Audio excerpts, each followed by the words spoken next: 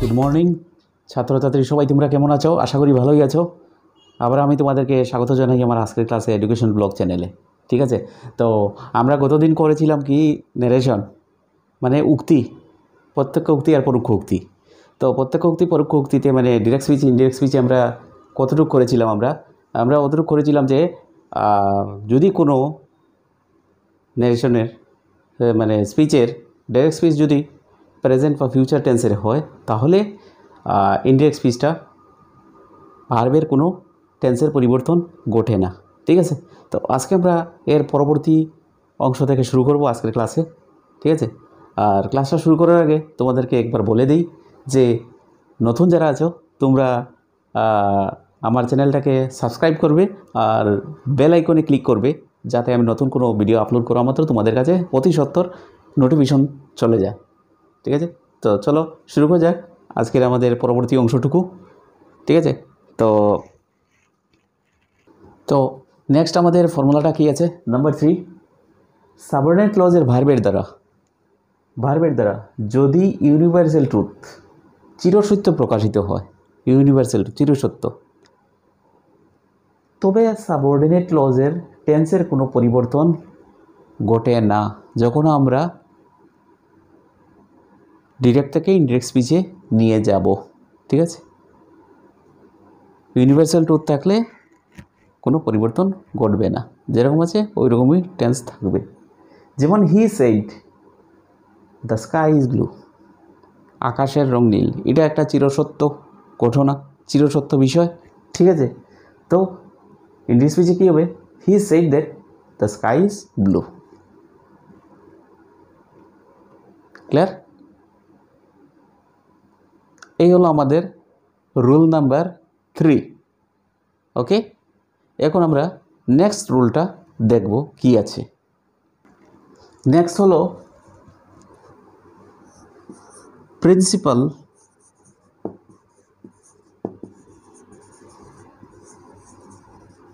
ক্লজের verb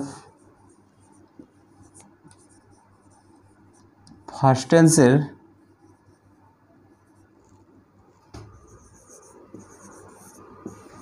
হইলে কি কি জিনিস আমাদের লক্ষ্য করতে হবে? ঠিক আছে, কি কি জিনিস আমাদের দেখতে হবে, কি কি করতে হবে, কি টেন্সে নিতে হবে ডিরেক্ট থেকে ইনডিরেক্ট স্পিচে। ঠিক আছে, তো এটা আমরা এখন দেখব। যেমন দেখো, ডাইরেক্টে যদি সাবঅর্ডিনেট ক্লজটা প্রেজেন্ট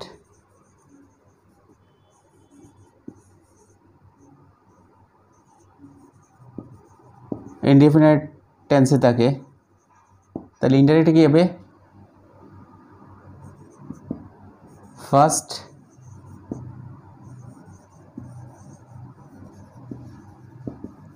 ইনডিফিনিট টেন্সে হবে, চলে যাবে। প্রেজেন্ট ইনডিফিনিট যেমন I go, first indefinite I went. ঠিক আছে, আই ওয়েন্ট। এরপর প্রেজেন্ট কন্টিনিউয়াস,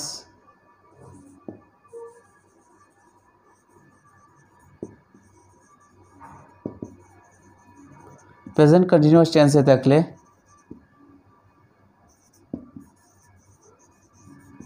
ফার্স্ট কন্টিনিউয়াস টেন্সে নিতে হবে। মানে যখন ডিরেক্ট থেকে আমরা ইনডিরেক্ট স্পিচে নিয়ে যাব তখন টেন্সগুলোকে এইভাবে পরিবর্তন করতে হবে। যেমন প্রেজেন্ট কন্টিনিউয়াস আছে আই এম গোয়িং,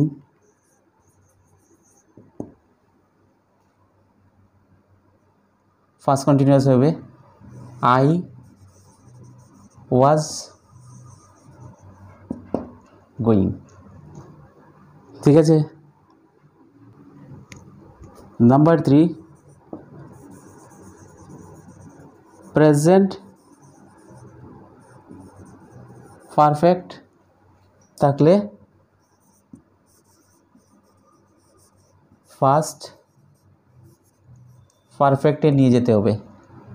যেমন আই হ্যাভ গান কী হবে আই ফার্স্ট পারফেক্টে হ্যাড গান হয়েছে। নেক্সট ফিচার যদি প্রেজেন্ট এলিমেন্ট টেন্সে থাকে তাইলে ইন্ডেক্স স্পিচে ফার্স্ট এলিমেন্ট টেন্সে নিয়ে যেতে হবে সাবঅর্ডিনেট ক্লজটাকে। নেক্সট স্পিচে যদি প্রেজেন্ট কন্টিনিউয়াসে থাকে ফার্স্ট পারফেক্টে ফার্স্ট কন্টিনিউয়াসে নিয়ে যেতে হবে।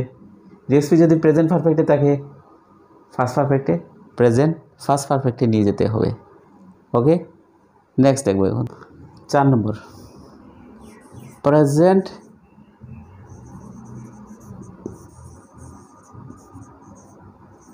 পারফেক্ট কন্টিনিউয়াস টেন্সে থাকলে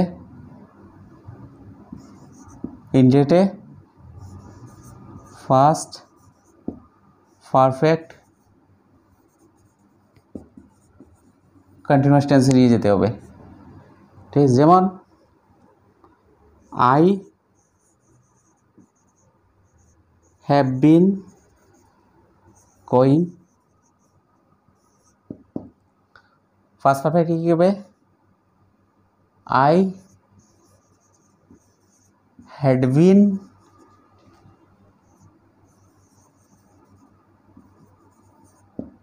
গোয়িং। ঠিক আছে, প্রেজেন্ট পারফেক্ট ফার্স্ট পারফেক্টে নিয়ে যেতে হবে। Present perfect continuous past perfect continuous টেন্সে নিয়ে যেতে হবে। ফার্স্ট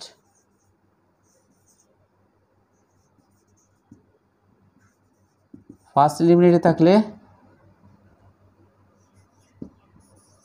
ফার্স্ট পারফেক্টে নিয়ে যেতে হবে। ঠিক আছে, যেমন I past element I went past পারফেক্টে কী হবে I have had gone.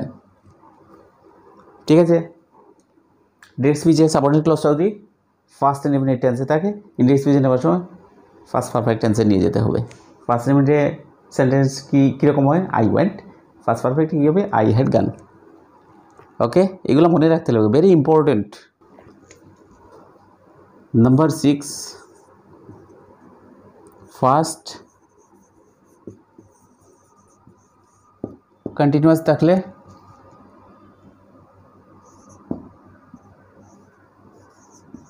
First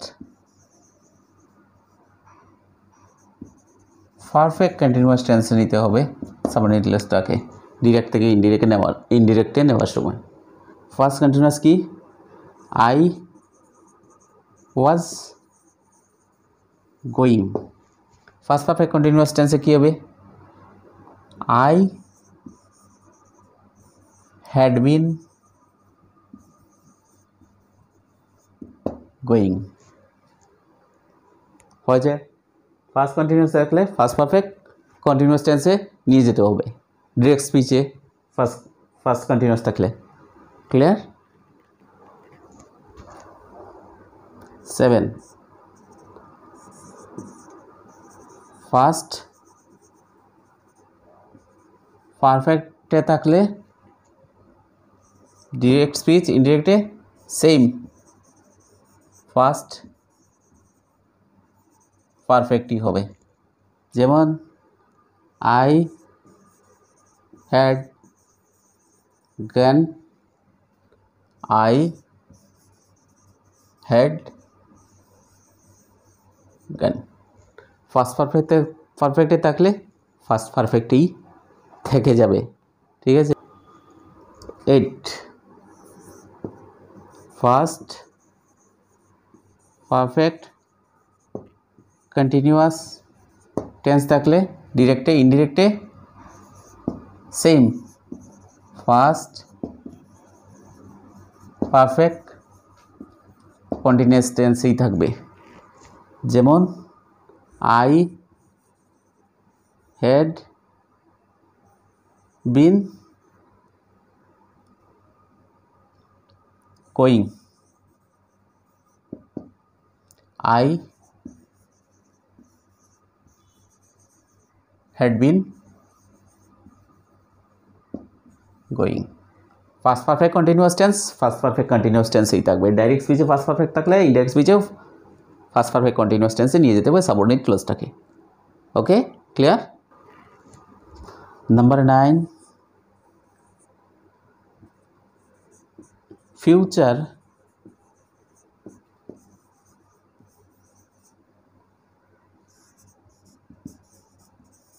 indefinite থাকলে ইনডিরেক্টে কন্ডিশনাল,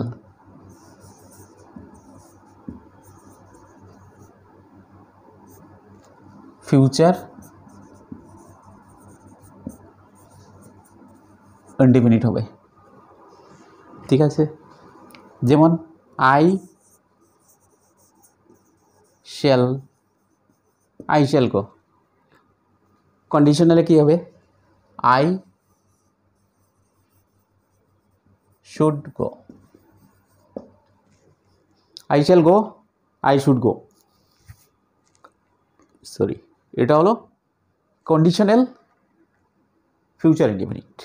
মানে ফিউচার ইনডিফিনিট যদি থাকে ডিরেক্ট স্পিচটা ইনডিরেক্ট স্পিচে নেওয়ার সময় কন্ডিশনাল ফিউচার ইনডিফিনিটে নিতে হবে। ক্লিয়ার? নেক্সট দেখব। নেক্সট হলো আমাদের নাম্বার 10,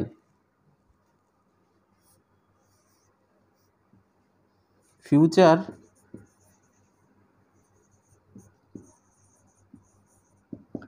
কন্টিনিউয়াসে থাকলে ইনডিরেক্ট স্পিচে কি নিতে হবে? কন্ডিশনাল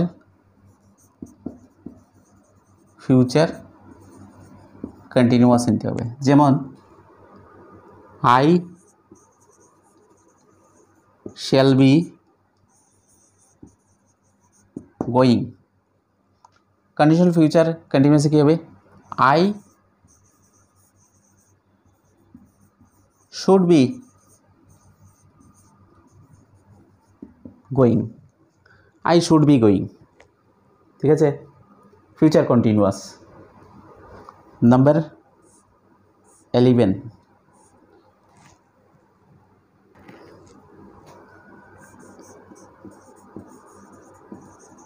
ফিউচার পারফেক্ট ইনডিরেক্ট হবে কন্ডিশনাল ফিউচার পারফেক্ট টেন্স। ঠিক আছে, যেমন ফিউচার পারফেক্ট টেন্স আছে কি? আই শ্যাল হ্যাভ গান, কি হবে? আই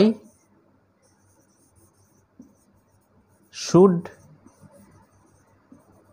হ্যাভ গান।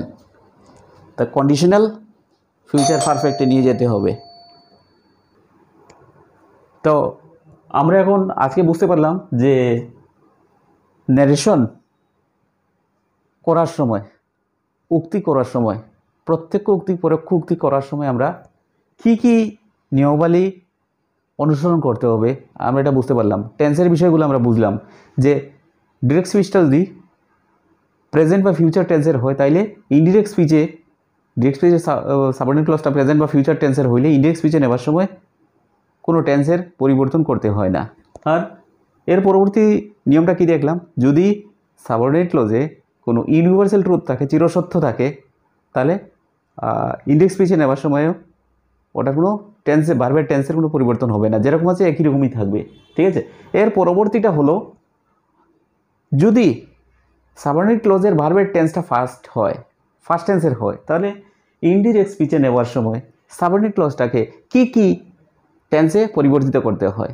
যেমন প্রেজেন্ট ইনডিফিনিট থাকলে ডাইরেক্ট স্পিচে ইনডিরেক্ট স্পিচে নেওয়ার সময় ফার্স্ট ইনডিফিনিট, প্রেজেন্ট কন্টিনিউয়াস থাকলে ফার্স্ট কন্টিনিউয়াস, প্রেজেন্ট পারফেক্ট থাকলে ফার্স্ট পারফেক্ট।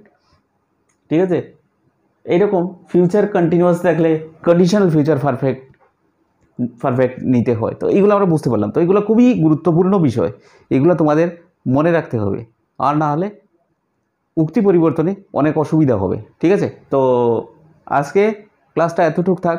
আগামী ক্লাসে আমরা পরবর্তী অংশটুকু আমরা করব। আর আজকের জন্য আমি ক্লাসটা এখানেই শেষ করলাম। তোমরা সবাই সুস্থ থাকো, ভালো থাকো।